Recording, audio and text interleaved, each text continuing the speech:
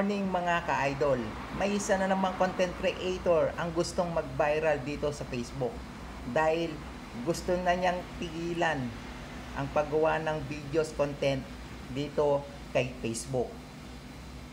Dahil nadismaya siya sa kanyang mga sinaod dito kay Facebook at gusto niyang kumita ng 6 digits pero nadismaya siya kaya gusto na niyang tigilan ang paggawa ng content at videos sa kanyang profile or sa kanyang page. Ito mga ka-idol, pakinggan natin si ate kung bakit niya gustong tigilan nga ang paggawa ng videos content dito kay Facebook. Na tumigil dito sa pagko-content ko. Hindi ko alam kung bakit pinaabot ko pa ng 46,000 followers bago ko na-realize na hindi naman pala totoo lahat ng nakikita natin dito sa pagko-content kay Facebook. Lalong-lalo na ang pagkakaroon ng 6-digit na earnings. Guys, dun sa mga baguhan, pasensya na dito sa video ko na to. Pero this time, hindi ko na kayo kayang i-motivate dahil sarili ko nga hindi ko na kayang i-motivate. Hindi ko na kayang sabihin sa inyo na ituloy mo lang dahil ako mismo sa sarili ko, alam ko na ayoko na, hindi ko na siya kayang ituloy. Halos unlock na lahat ng monetization ko dito. Alam niyo naman yun lahat. Transparent naman ako regarding that. Nakasahod na rin ako ng isang beses dito at umabot naman siya ng 8,000. Pero hindi ko sinabi sa inyo yung totoong amount. At alam niyo naman yun guys na 2 buwan at kalahati bago ako nakasahod dito sa aking mga content or dito sa aking page. Ngayon, itong real talk na ito, para ito dun sa mga hindi makatotohanan na nakikita natin sa social media. Guys, ito ay hindi totoo. Kung iniisip mo nakikita ka ng 6 digit sa pagko-content dito sa Facebook, hindi totoo yan. Kung makikita nyo, yung malalaking content creator na sumasahod ng more than 6 digit, 100,000, 200,000, 300,000, kung makikita nyo yung kanilang pinupost, saan ba galing ang sahod nila na yon? Galing yun sa mga patala. Hindi ka makakasahod dito ng ganun kalaki.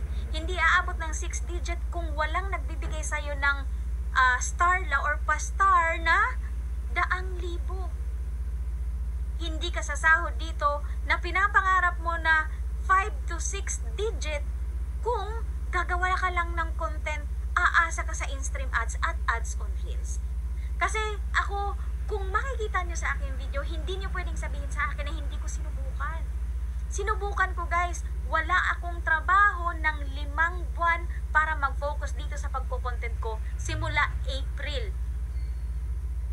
Nagla-live ako, nagpo-post ako ng long form video para sa in-stream ads, nagpo-post ako ng 90 seconds na video para sa aking ads on Reels.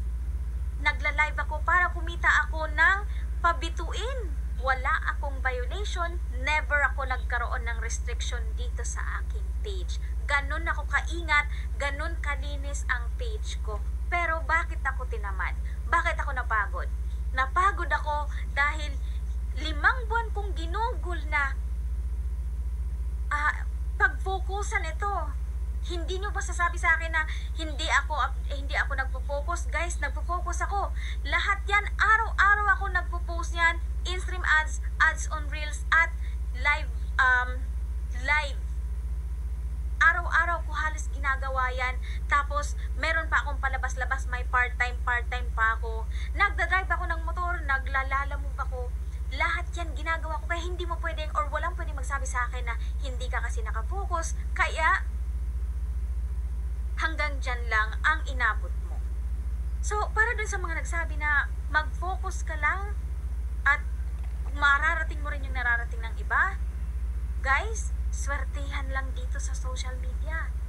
Kung hindi ka sinwerte at hindi ka gusto ng mga tao, hindi ka talaga uusad dito. Walang magbibigay sa'yo ng pabituin na 100,000 sa isang live lang.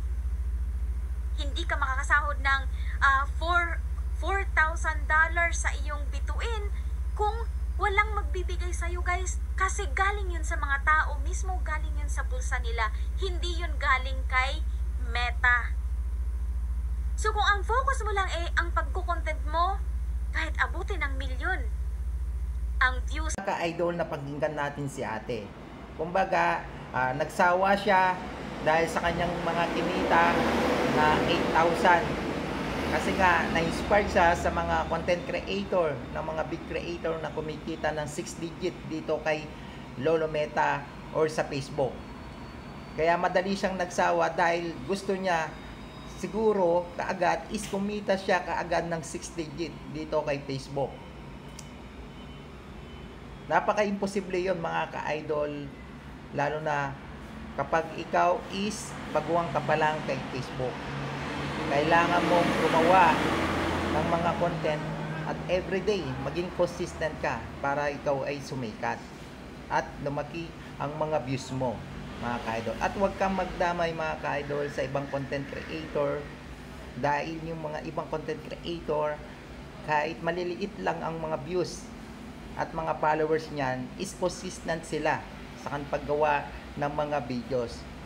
Ang tanging gawin mo lang mga ka-idol is mag-enjoy ka lang. Yan, mag-enjoy ka lang ate sa iyong ginagawa. At huwag mong gawing full-time ang pagiging content creator. Kaya lalo kang nadismaya, ginawa mong full-time and then kumita ka ng maliit at nadismaya siya or nadismaya ka. At yung mga ka-idol, sana maging aral to sa lahat ng content creator. Kapag baguan ka mga ka-idol, huwag mong asaan malaki ka agad ang kikitain mo kay Lolo Meta. Yung mga sikat na vlogger o content creator, dumanas din yan na maliit ang kanilang kinita dito kay Facebook. Hindi agad or uga-uga lang na kumita ka agad sila ng malaki kay Facebook. Ang tanging gawin mo lang is maging consistent ka lang at i-enjoy mo muna ang paggawa ng mga content. Lalo na kapag ikaw is monetize. At yan mga ka-idol, sana maraming natutunan at sana magsilbing aral to sa lahat na kung saan kapag baguan ka, huwag kang umasa ka agad na malaki ang kikitain mo kay Facebook. Yan. At i-enjoy mo lang ang paggawa ng content. Maraming salamat mga ka-idol at sana maraming natutunan. Kung nagustuhan mo itong video, paki-share and likes and paki-follow mo na rin. Maraming salamat and God bless.